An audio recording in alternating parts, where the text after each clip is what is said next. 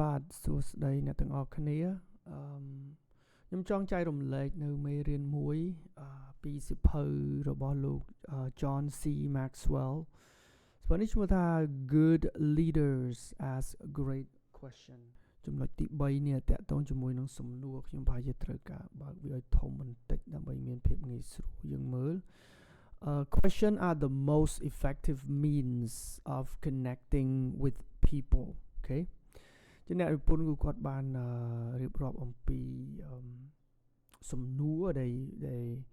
វាជាវិធីសាស្ត្រឬក៏ជាមធ្យោបាយដ៏មានប្រសិទ្ធភាពបំផុតនៅក្នុងការដែលយើងផ្សារភ្ជាប់ជាមួយនឹងមនុស្សយើង connecting with people ណា Yeah, so questions are the most effective means of connecting with people យើងច្រើនខ្លាំងមែនតើគឺភាគច្រើនយើងពេលខ្លះវាជាអំណួតយើងដែរដែលយើងមិនចង់សួរយើងចង់តែនិយាយយើងចង់តែថ្លែងយើងចង់តែគេហៅថាបញ្ចេញមតិណាប៉ុន្តែគោលការណ៍នៃភាពជាអ្នកដឹកនាំដើម្បីឲ្យជីវិតយើងរីកចម្រើនគឺនៅពេលដែលយើងចេះសួរឲ្យបានច្រើនthe principles of leadership you need to ask as much as you can សួរឲ្យបានច្រើនអញ្ចឹងខ្ញុំក៏មើលឃើញថាអត្ថប្រយោជន៍ទីខ្ញុំក៏អនុវត្តដែរនៅការសួរនាំឲ្យបានច្រើនទៅវាធ្វើឲ្យយើងរីកចម្រើនណាជាជាងដែលយើងប៉ាន់ស្មានយើងគេហៅថាសន្មត់ណាដោយគ្មានមូលដ្ឋានដែលមិនបានសួរឲ្យបានដិតដល់ស្វែងរកនៅការពិតអញ្ចឹងហ្នឹងវាធ្វើឲ្យយើងឆក់លហកដែរនៅក្នុងចំណុចនេះនិយាយអំពីមធ្យោបាយមួយដ៏មានប្រសិទ្ធភាពគឺនៅពេលដែលយើងចេះសួរសំណួរគេថា questions are the most effective means of connecting with people បាទខ្ញុំនឹងអានហើយបន្ទាប់មកខ្ញុំអាចបកប្រែឲ្យទាំងអស់គ្នាបានយល់I often watch speakers stand before an audience and work to build a case. Their ideas. They would be more successful if instead they try building a relationship with the people in the room. The word communication comes from the Latin word communis, meaning common. Before we can communicate, we must establish commonality. The greater the commonality, the greater the potential for connection and communication. The goal of effective communication is to prompt people to think, me too. Too many speakers seem to elicit the thought, so what? បាទអញ្ចឹងបើយើងព្យាយាមស្វែងយល់ណាពីគំនិតរបស់អ្នកនិពន្ធបាទអញ្ចឹងគឺនៅលើឆាកគឺសំដៅទៅលើគេហៅថាគ្រូអត្ថអធិប្បាយដែលគាត់ចែករំលែកគំនិតនិងខ្លឹមសារនៃមេរៀនរបស់គាត់ណាពេលខ្លះគឺគាត់ធ្វើឲ្យមនុស្សគិតគាត់សួរគាត់អីចឹងទៅហ្នឹងគេថា elicit មានថាយើងទទួលពីការសួររបស់យើងមិនដែរការសួរហ្នឹងយើងបានអីយើងសួរហ្នឹងយើងចង់បានអីចាប់យកអីចឹងណាអញ្ចឹងនេះក៏ជាសិល្បៈមួយនៅក្នុងការដែលយើង connect ជាមួយនឹងមនុស្សដែរគឺយើងស្វែងរកនៅអ្វីដែលវាជា common ដែលយើងហៅថា common ground ណាជាមូលដ្ឋានរួមមានន័យថាយើងស្វែងរកអ្វីដែលយើងមាន share interest share goal ទៅយើងអាច connect មនុស្សបានហើយបាទអញ្ចឹងនេះហើយគឺជា speaker ភាគច្រើនគឺគេចូលចិត្តសួរសំណួរដើម្បីគឺគេ connect យើងពេលខ្លះយើងឆ្ងល់ថាអូមិនបានគាត់សួរមិនអីចឹងកាលណាដែលសួរទៅវាធ្វើឲ្យការប្រស្រ័យតាក់ទងរវាងភាគីពីរហ្នឹងឲ្យគាត់ដូចមានចរន្តភ្ជាប់ហ្នឹងណាបាទអូខេដឹងមិនហើយ live ខ្ញុំនេះដល់លឺច្បាស់អូខេ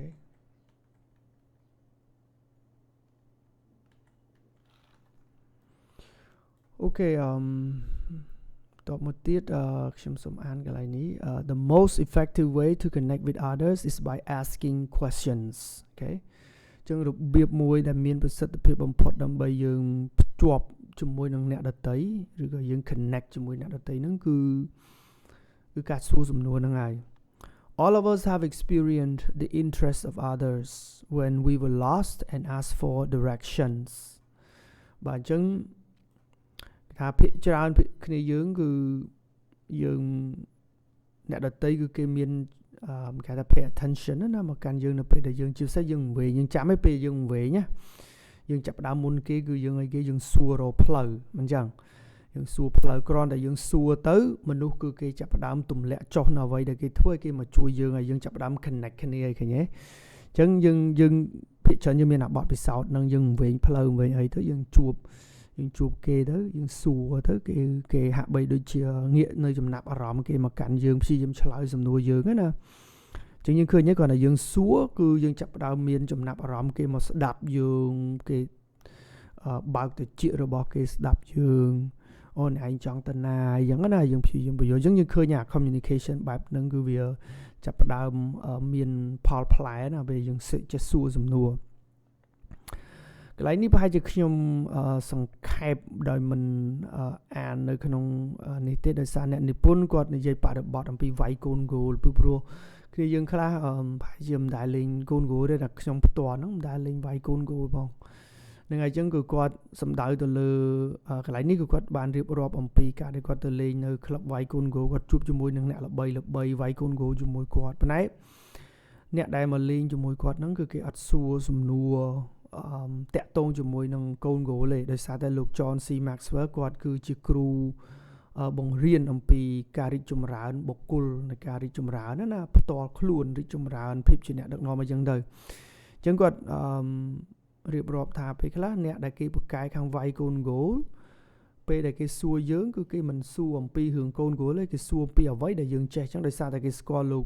John C Maxwell គាត់គឺជាមនុស្សប្រកែកខាង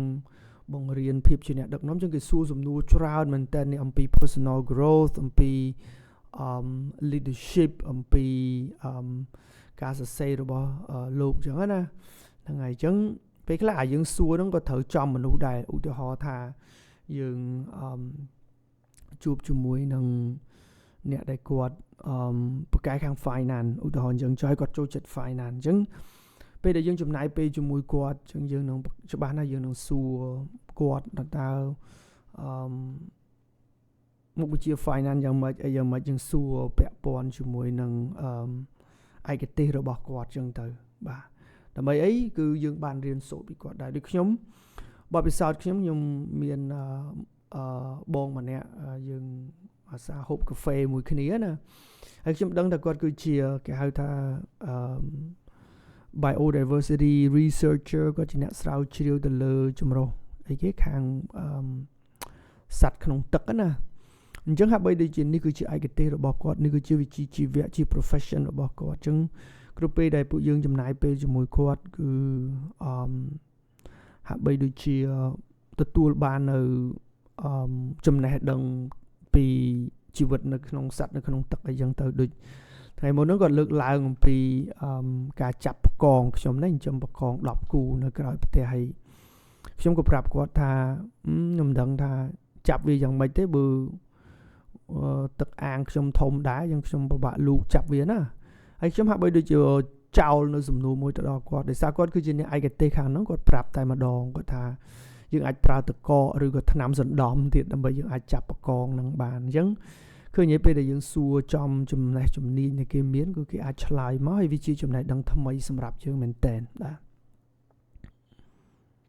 អូខេនៅបន្ទាប់ពីបទកថាខណ្ឌមួយហ្នឹង what you ask matters បាទអញ្ចឹងអ្វីដែលយើងសួរហ្នឹងគឺវាសំខាន់ណា